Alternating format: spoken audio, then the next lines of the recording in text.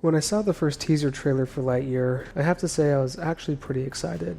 It looked like Pixar was going to be doing something unique and different, and create some sort of a mashup between the Buzz Lightyear of Star Command series and The Incredibles. As time went on, though, my enthusiasm for the movie dwindled as more and more information came out about it. By the time the movie was released, I pretty much had no intention of seeing it, and when the reviews came in, I decided not to see it at all. But then curiosity got the better of me, and I watched it on Disney+. After watching it, I was actually surprised it wasn't as bad as I thought it was going to be. At the same time, though, it wasn't very good. So it got me asking myself, what went wrong with such an iconic character? How did Pixar take Buzz Lightyear, a flagship name, and make a box office failure? So I think the first issue Lightyear has is getting caught up in politics. When it comes to what you include, I actually don't really care what you write. I mean, it's a free country, and I don't think we should be censoring people. The trade-off, though, is you have to understand you may alienate members of your audience depending on what you include in your story. So I think Pixar could have made more money off of Lightyear, despite the bad storytelling, if they had avoided these 3 issues. So first, I think they needed to cast Tim Allen as Buzz Lightyear and not Chris Evans. I thought his voice acting was fine, but there were other political issues surrounding this, which we'll get into. Second, they should have avoided including Pride content, which I know is a super controversial thing to say, but stick around and hear me out, we'll talk more about it. And then finally, the writers and the director, and really this goes for all of Hollywood, but they need to focus less on the diversity of their cast and characters, and they need to spend more time on the storytelling because it seems pretty clear which one they spent the most time on. Alright, so let's talk about Tim Allen. It's becoming more and more obvious that people with conservative beliefs don't really fit in with Hollywood all the time. I think this also depends on which company you work for and how much money your name makes. So despite the attempts to get rid of someone like Chris Pratt, it's clear that where he goes, the viewers are also going to go, and since Hollywood still has to pay the bills, it makes no sense to get rid of him. But if your name doesn't carry the same weight as Chris Pratt, then Disney execs seem to be more willing to give you the axe. I can't say for certain that they didn't cast Tim Allen because of his political viewpoints, but given their track record and the fact that there really was no good reason to not cast him, it's hard to believe otherwise. Angus MacLane did say this about his decision to not cast Tim Allen. Tim's version of Buzz is a little goofier and is a little dumber, and so he is the comic relief. In this film, Buzz is the action hero. He's serious and ambitious and funny, but not in a goofy way that would undercut the drama. There seems to be no sign of intelligent life anywhere. Who are you talking to? No one. So yeah, I don't really buy the excuse, and I don't think many conservative viewers did either, but regardless if he's telling the truth or not, it just wasn't a great look. It also doesn't help that the director has actively posted liberal talking points in the past on his Twitter account, so he's obviously pretty active in his beliefs. Again, there's nothing wrong with what you believe, but given the context of everything and having this come fresh off the heels of Gina Carano getting fired, it's really hard not to believe that something fishy was going on. Alright, let's talk about the Pride content. So before the mob decides to cancel me, hear me out. Like I said before, I really don't care what messages you include in your content. I know a lot of conservatives find it outrageous, but I think you do have the right to include what you want, with some exceptions, obviously. But with that in mind, there are consequences to what you include. Consequences.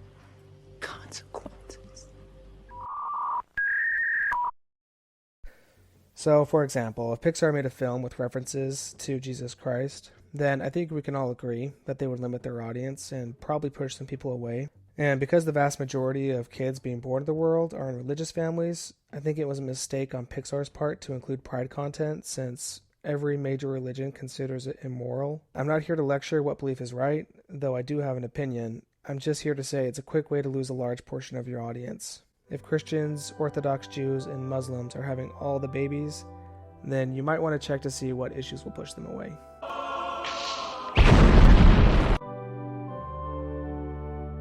Again, I'm not saying that Disney and Pixar should be boycotted or jailed because they included the Pride content, but they really shouldn't be surprised if religious parents, like myself, don't want to take their kids to go see it. Consequences. Okay, so the final controversy I think hindered Lightyear's success was the hyper focus it had on diversity. I really don't think it's a bad thing to have a diverse set of characters, and I have no problem when anyone ethnic takes the lead on a movie, because your skin color really shouldn't matter. The problem is that in the last 10 years, Hollywood has become so hyper-focused on skin color that they've pretty much lost the ability to write a good story and create an interesting character. As a kid, I loved pretty much anything with Denzel Washington, Will Smith, and Jackie Chan, and I feel like they had a lot of great movies. And there were many other actors who were not white or male that had a lot of great movies as well. But I don't ever remember the gushing tears from the media or the cast about the diversity of these movies. It was the story and the actor's ability to deliver the story that was always the focus rather than the diversity of the cast. 23-hour lockdown! I'm the man up in this piece! I am not a woman who enjoys repeating herself. Ako kung kan, but my enemies call me Namor.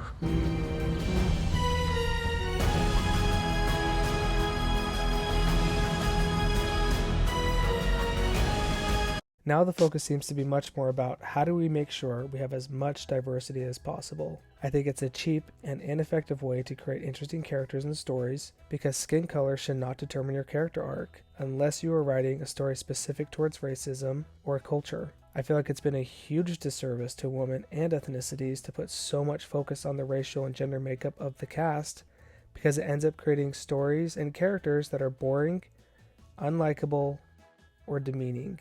Or they end up throwing out any possible character arc that you could have given the character that would have given them so much more depth.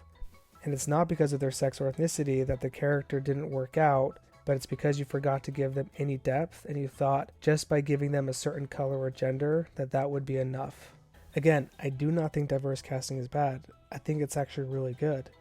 The audience, however, has gotten much more perceptive at determining which movies are going to have a good plot and which ones have put their entire focus on other things like special effects or casting based on skin color or gender.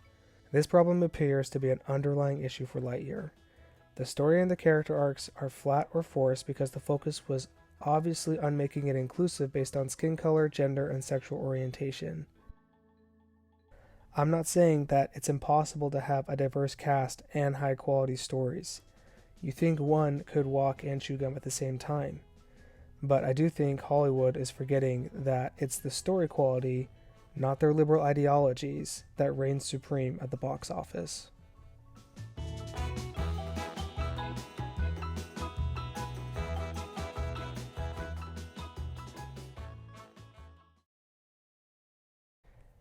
Had the writers and the directors mastered the art of creating a good story, they could have salvaged the movie, in my opinion. People love a good movie, even if the movie promotes things they don't agree with. In Lightyear, the humor was extremely stale, the pacing was off, and the characters were dumb to the point of frustration. All in all, it was just a very poorly written movie. So let's first address the humor. Overall, the humor and that general quirky fun from Pixar was pretty much missing completely from this film. They tried to include it with the robot cat Spocks and the rookies that Lightyear teams up with, but it really just did not land in any meaningful way. I still can get a chuckle from previous Pixar films that I've seen multiple times, but during this whole movie I maybe chuckled once or twice. Humor around characters should focus on their limitations and weaknesses. Nemo's dad from Marlin is a helicopter parent, Sadness from Inside Out is an emotional wreck, and Jack from Incredibles is an adorable baby hazard. Buzz Lightyear's character for this movie should have been more or less the same as the original Toy Story character, not only because it's what we were expecting, but because it's a much funnier character. He's overly confident and he's completely oblivious to other people's criticism.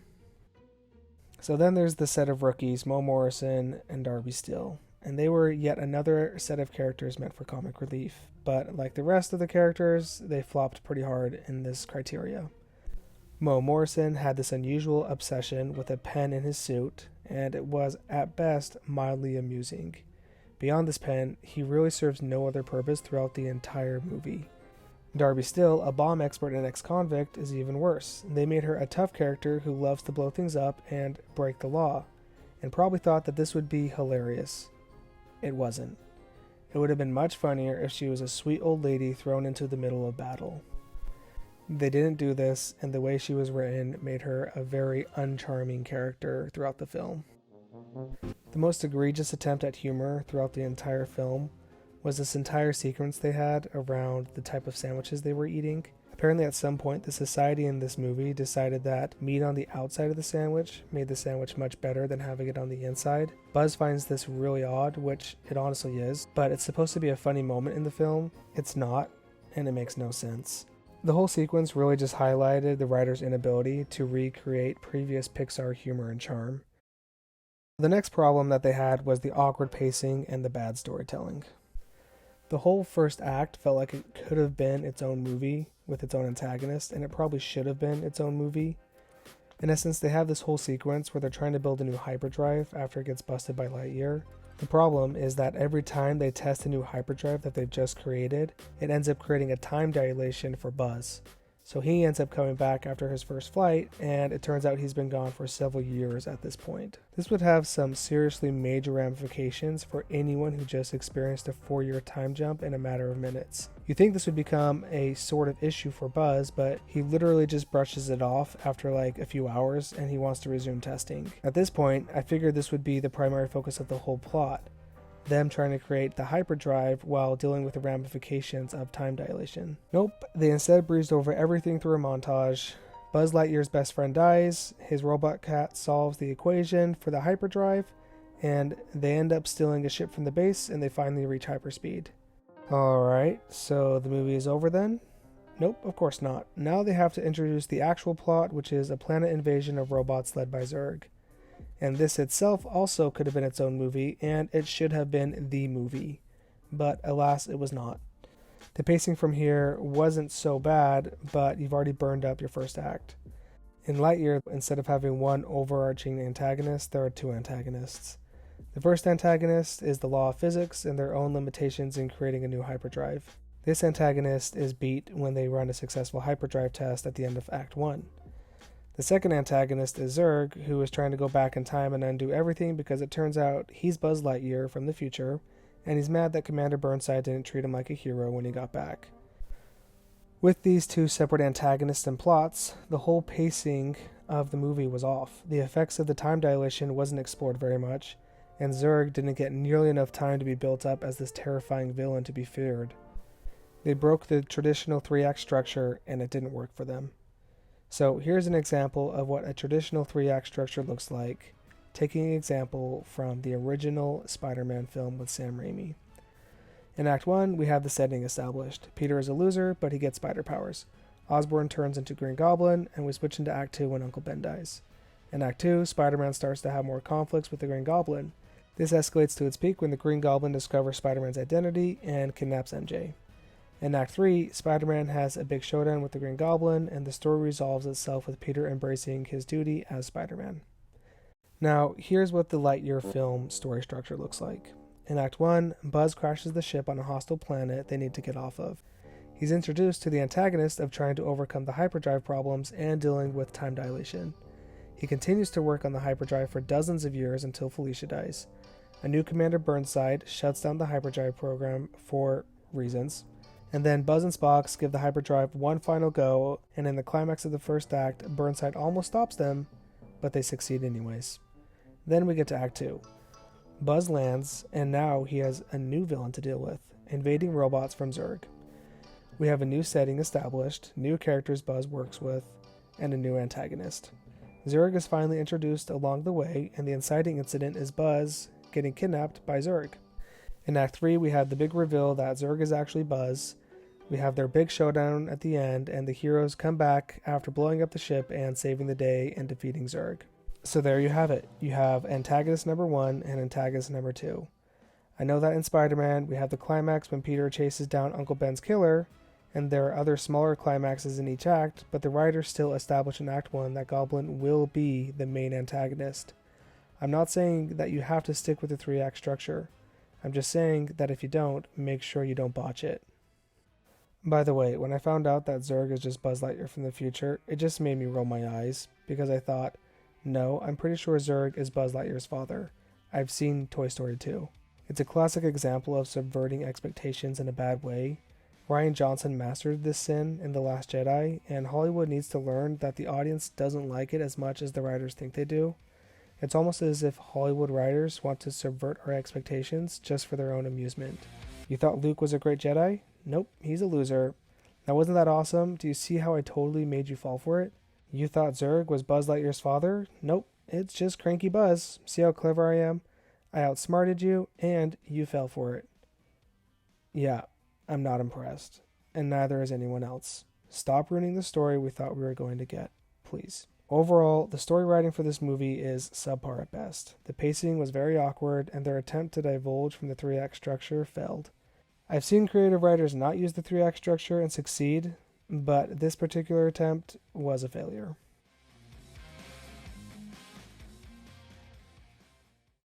Okay, so problem number 3 with the writing is they had really dumb characters. And this is the bane of many stories. Bad characters doing dumb things that make no sense. I understand the need for a suspension of disbelief, but when things get this bad, it's just unforgivable, and it really makes me question what's going on. So, the Space Rangers, they land on a planet with their entire crew in cryostasis except for Lightyear, Alicia, and a rookie with a bizarre name. So what do? They leave the entire sleeping crew and spaceship unattended so they can go explore the planet on foot. This, of course, leads to problems, and they end up stranded. Once they crash land, they find that their hyperdrive is broken. Apparently, there's no replacement, but that really shouldn't be a problem. They'll just have one of the scientists that they brought along fix it or create a new one, right? Nope, not a single person on that ship knows how to build a new hyperdrive. Who in the world thought that that would make sense? They brought scientists and engineers capable of creating entire colonies, but no one thought, hey, what if the engine breaks? Do we at least have an instruction manual? What's even more bizarre about this is they kind of do know how to create one, but they still don't know how to create the full one. So regardless, they start building a new hyperdrive, and then they have to test it. Then they are shocked to learn that going near hyperspeed makes time slow down for the person going that fast. How in the world would a crew full of scientists capable of engineering an actual hyperdrive and other complex machinery not have any idea that attaining hyperspeeds would create time dilation? How would they not know this when they were just traveling at hyperspeed in cryostasis conditions? It's so irritating that the director and writers missed something this obvious. Of course they would have known that going near hyperspeed would create time dilation. They were just doing hyperspeed. Finally, Spock's the robot cat breaks the equation for hyperspeed. Again, the equation for some reason wasn't around in their massive computer database, and it had to be rediscovered because no scientist knew anything about it. Then we get alternate Lightyear becoming Zurg and finding future technology that is beyond our understanding. He's able to snag some spare ships, and he's able to snag some robots, but he still needs a new hyperdrive for some reason. It's one thing to have 1 or 2 plot holes that don't make sense. The holes are still irritating, but at least you can ignore them and you can look at all the great things the story has to offer. But when the entire storyline is riddled with egregious plot holes, it becomes laughable, and it really does beg the question, just what is the process for writing these stories in Hollywood? Who is approving these stories? Who is reading over these drafts? Is Ryan from Pitch Meeting actual footage of the writers pitching these movies? Because that's what it looks like. Okay, then we just have way too many side characters that are just cardboard cutouts that the writers need in order to do something, but don't give a rational reason why. They only do it because the script tells them to. So take Commander Burnside, for example. After Alicia dies, he doesn't want Lightyear to finish the mission. Why? Because they like the planet. Okay, but couldn't you still attempt to test the hyperspeed anyways, so that you could get off the planet if you needed to? Like, do you really want to be stuck here forever?